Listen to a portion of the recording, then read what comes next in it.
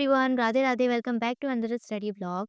So I hope आप सब लोग अच्छे होंगे एंड आपकी पढ़ाई भी बढ़िया चल रही होगी। सो फर्स्टली बात करेंगे कि मेरे प्लान्स क्या हैं, आज के टारगेट क्या है। तो मुझे 2 लेक्चर ऑर्गेनिक की कंप्लीट करने हैं और बॉटनी रिवाइज करना है। बट आज का स्टडी ब्लॉग सिर्फ पढ़ाई तक सीमित नहीं रहने वाला। इसमें मैं अपनी क्लास 10 की स्टोरी शेयर करने वाली हूँ, जर्नी शेयर करने वाली हूँ। एक MP स्टेट बोर्ड स्टूडेंट की कहानी with all the ups and downs. तो चलो शुरू करते हैं। तो सबसे पहले बात करते हैं आज के स्टडी सेशन की। सबसे पहले मैंने एक लेक्चर अटेंड किया ऑर्गेनिक केमिस्ट्री का। मुझे ऑर्गेनिक केमिस्ट्री अच्छी भी लगती है, अच्छी भी नहीं लगती, बोथ। चलो वो छोड़ो, अब चलते हैं थोड़ा फ्लैशबैक मोड पर। जब बोर्ड एग्जाम्स की बारी आती है, क्लास 10 की बारी आती है, सबसे पहले बोर्ड एग्जाम्स। जब बोर्ड एग्जाम्स का नाम सुनते ही स्ट्रेस लेवल ऑटोमेटिकली बढ़ जाता था। मुझे अभी भी याद है वो दिन जब मैं एक दिन में मल्टीपल सब्जेक्ट्स कवर करती थी, मल्टीपल सब्जेक्ट्स पढ़ती थी और फिर भी ऐसा लगता था कि मैंने कुछ नहीं पढ़ा है। और मुझे याद है, एक टाइम नहीं, हज़ार टाइम ऐसे भी आए जब मुझे ऐसा लगता था, भाई मैं बोर्ड्स में अच्छे मार्क्स ला भी पाऊँगी या नहीं? और ये सोचते-सोचते कब वो चीज़ ओवरथिंकिंग में बदल जाती थी ना, पता नहीं चलता था। मतलब बैठे-बैठे हम अपने घंटों गुज़ार देंगे ओवरथिंकिंग करने में। इससे तो बचना ही है, इससे बचना प्लीज़। सो मैंने एक लेक्चर अपना ऑर्गेनिक केमिस्ट्री का अटेंड कर चुका था, अब मैं दूसरा लेक्चर अटेंड करूँगी। अब अप्स एंड डाउन्स तो हर किसी की लाइफ में होते हैं, मेरी भी थे। कभी कभी बहुत डीमोटिवेशन फील होता था, बोर्ड्स में क्या करूँगी, कैसे करूँगी। और जब प्री बोर्ड्स मेरे एवरेज गए ना, तो कॉन्फिडेंस बिल्कुल लो लेवल हो गया था मेरा। बट फिर मैंने डिसाइड किया, अगर अब ही कुछ नहीं किया तो लास्ट में सिर्फ रिग्रेट रह जाएगा। तो मुझे करना था, मतलब at the end of December मुझे समझ में आ गया था, डू समथिंग। सो मैंने अपना स्टडी अप्रोच चेंज किया।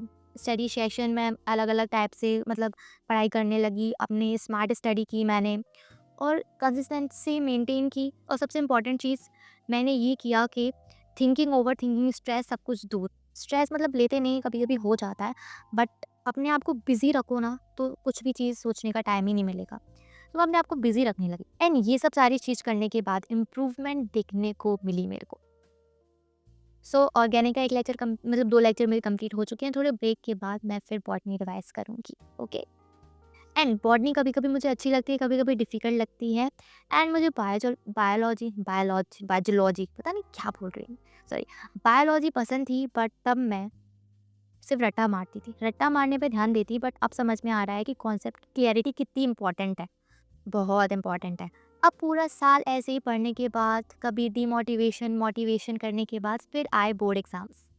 बहुत मेहनत की और जब रिजल्ट आया तो 88.8%। मुझे खुशी से ज़्यादा दुख था, दुख नहीं, रिग्रेट था कि काश थोड़ा और स्मार्टली पढ़ लेती तो और अच्छा बेटर रिजल्ट आता, और बेटर कर सकती थी। बट एक और चीज़ समझ में आई एट द एंड कि मार्क्स मैटर करते हैं, ऑब्वियसली मार्क्स मैटर करते हैं, बट नॉलेज और ग्रोथ भी ज़रूरी है। नॉलेज और ग्रोथ सच में ज़रूरी है। आप किसी भी एग्ज़ाम की तैयारी कर रहे हो, आप बोर्ड्स की तैयारी कर रहे हो, 12th में हो, 11 मतलब 10th में हो, किसी भी एग्ज़ाम्स की तैयारी कर रहे हो, किसी भी चीज़ पे फोकस कर रहे हो, तो आप मार्क्स पे तो फोकस करो ही, बट साथ में लर्निंग पे भी ध्यान दो। मैं भी 11th क्लास में हूँ, मैंने स्ट्रीम ली है PCB, तो मुझे समझ में आता है कि कॉन्सेप्ट की क्लैरिटी, कि मैंने मार्क्स पे ध्यान देने के चक्कर में जो मेरे कॉन्सेप्ट्स की क्लैरिटी थी, या फिर जो भी इम्पॉर्टेंट चीज़ें थी, जो भी मुझे पढ़नी चाहिए थी एग्ज़ाम्स के अकॉर्डिंग, तो पढ़नी चाहिए थी, लेकिन मुझे अपनी नॉलेज के लिए पढ़ना चाहिए था, वो कहीं न कहीं मैंने छोड़ा थोड़ा बहुत। रट्टाफिकेशन पे मैंने ज़्यादा ध्यान दिया। सो आज का स्टडी सेशन भी मेरा बढ़िया रहा, और ये मेरी छोटी-सी, थोड़ी-सी क्लास 10 की कहानी थी। हर किसी की जर्नी अलग-अलग होती है, हर किसी के अप्स एंड डाउन्स भी अलग-अलग होते हैं, बट एक चीज़ कॉमन है, कंसिस्टेंसी और हार्ड वर्क। आप लोगों का 10th या फिर कोई मेजर एग्ज़ाम का एक्सपीरियंस कैसा रहा? Let me know in the comments. And जो आप 10th या 12th के एग्जाम्स दे रहे हैं, उनको ऑल द बेस्ट।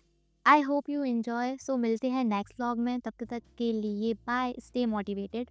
और हाँ, अगर आप क्लास 10 के स्टूडेंट्स हो एंड आपको कोई भी डाउट है या फिर किसी भी चीज़ में हेल्प चाहिए, तो मैं आपकी हेल्प करने की पूरी कोशिश करूँगी। बट तभी तो कर पाऊँगी जब आप मुझे कमेंट्स में बताएंगे। तो let me know in the comments first, जल्दी जल्दी इसमें करो अगर कोई भी डाउट वगैरह हो। मतलब जितना मुझे पता है या फिर जितना मुझे एक्सपीरियंस है, मैं उसके अकॉर्डिंग आपको बता सकती हूँ। So, bye bye.